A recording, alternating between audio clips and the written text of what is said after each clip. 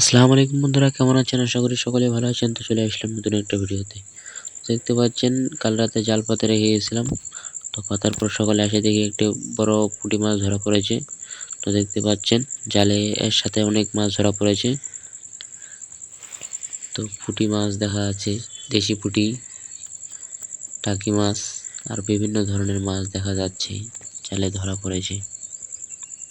দেখতে পাচ্ছেন দুইটা জাল পাতছিলাম কাল রাতে, পাতার পর দেখা যাচ্ছে অনেক মাছ ধরা পড়েছে। খলসা, চপরা মাছ, ট্যাংরা মাছ আর বিভিন্ন ধরনের মাছ ধরা পড়েছে। তো নদীর পানি কিন্তু অনেকটা বেড়ে গেছে, দেখতে পাচ্ছেন কচুরিপানা অনেক।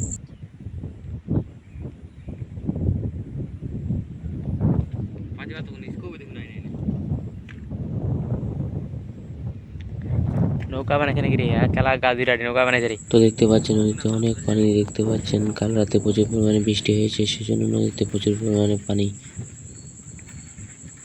তো নদীতে প্রায় সময় মাছ ধরা হয়। তো এটা হলো টাঙ্গন নদী, ঠাকুরগাঁও জেলায় অবস্থিত।